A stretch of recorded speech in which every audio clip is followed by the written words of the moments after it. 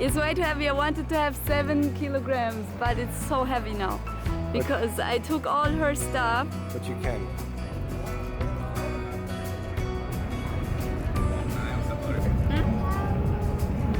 Alles gut? Ich fange den hier so.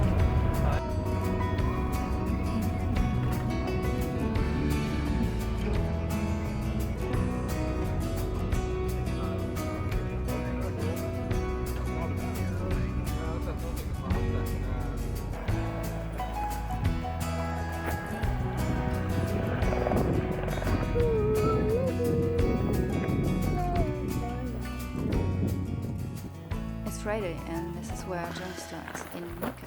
Perfect weather, almost a bit too warm. This part looks easy, but it'll later turn into one of the rockiest sections of the whole trail.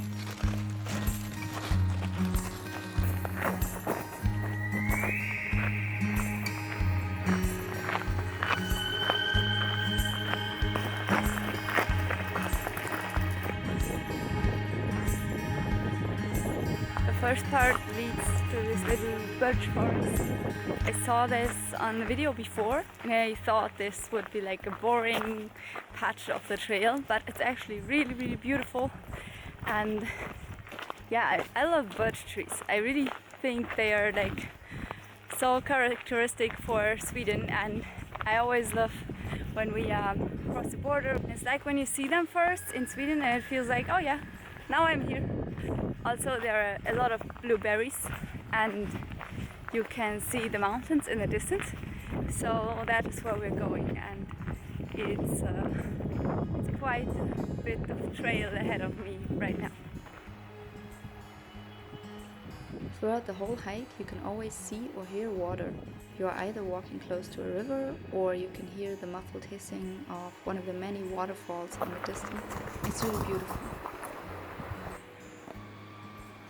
There are many bridges throughout the whole race, but also a lot of river crossings that you have to master on your own, like walking through rivers and just very wet passages. I really like these high-hanging bridges, but I think my husband prefers solid ground below his feet. Flauschie was also a little bit freaked out, but that's kind of a good thing. You don't want your little one to go crazy on one of these wobbly-ass bridges.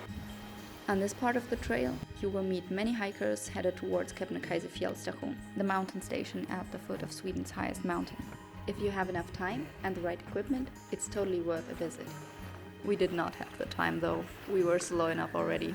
Here you can see how flat and easy the terrain was at times. Later on, however, it would get way rockier, steeper and more washed out. Through most of these passages, I was occupied with taking care of my kid, lifting the stroller, or not falling over myself over rocks. So you just have to take my word for this, or see for yourself. Anyway, at this point here, we were still pretty optimistic, and although it was challenging, it was doable. And I definitely want to point out that the majority of this whole hike is doable with a mountaineering stroller just like ours. But it would also soon dawn on us that we were simply too slow. While my personal hiking speed with moderately heavy equipment is between 3.6 to 4.6 kilometers per hour, as a family we were only at about 2.5 kilometers per hour. That's dead slow, and we would soon realize that we would not be able to make it to the finish line in time at this speed. However, shit really hit the fan when I was walking behind my husband. He was pulling the stroller and I saw that one wheel seemed to be a little bit loose. And I was like, fuck no. And pretty much immediately I knew that this was a huge problem. We're actually at Ladtjojaure right now because we needed to take a really, really stupid break because my husband forgot a part of the stroller ball bearing, which is essential so you can move the stroller, and I am heartbroken, he is heartbroken. My little one is heartbroken, everyone's heartbroken except the awesome dude from the Fjällräven team who's actually helping us, who's really nice. And so I hope that the Fjällräven people will help us get this back. Anyway, we're gonna make some laxnoodle, salmon noodles, and then hopefully be back to strength.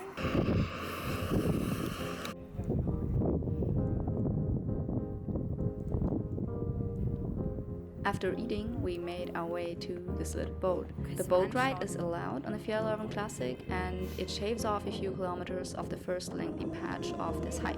We initially didn't plan on using it, but that was no longer an option now. With my husband on his way back to the parking lot searching for the missing part, we wanted to make it as far as possible on this day still. He would then try to catch up with us in the evening. So we hopped on the boat. Me, Flauschie, and my now way heavier pack with all of her stuff and the tent. For me, this was a very emotional, adrenaline-heavy moment. I can only say a massive thanks to the extremely supportive Fjällräven Classic team and the many nice people I met on the way.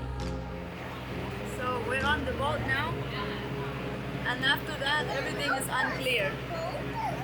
Yeah, really big. So I don't know what we will do, but I will try to make it as far as I can. This is really the worst case, and I'm not sure we can even go through it.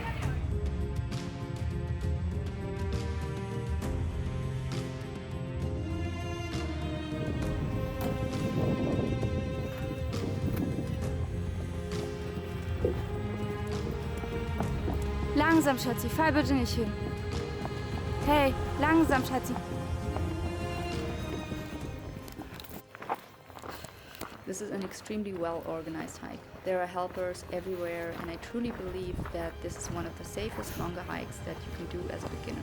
Many hikers I met had never even hiked before and still completed the race.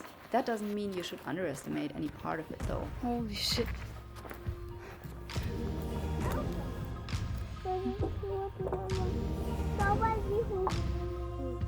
Ja.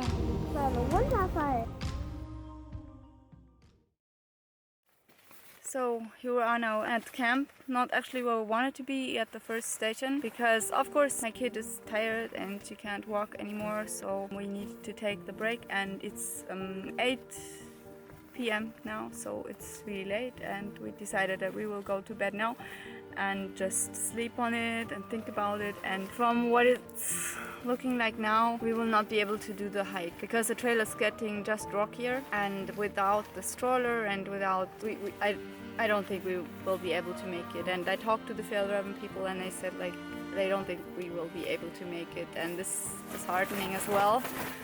But yeah, my kid is just setting up her sleeping pad.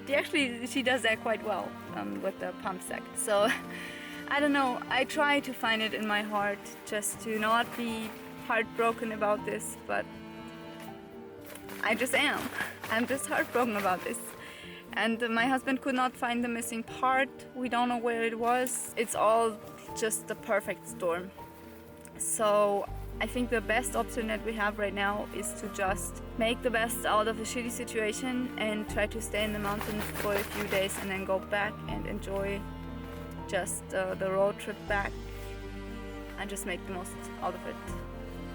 I mean, after all, I did prove to myself that I can do this, that I can get better and that I can manage my pain better, and it was about that. It wasn't really about getting to the finish line. So yeah, and we have enough water, and we're just set up really nicely here. So, and it's beautiful. It's in the beautiful mountains. It's really nothing to complain about. It's just so sad that I can't be part of this year, and I will probably never be. Like, there's probably, Schatzi, you have to close this one. Okay? Yeah, there's probably not going to be another opportunity to do this, and so yeah, I don't know what to say. I'm just sad.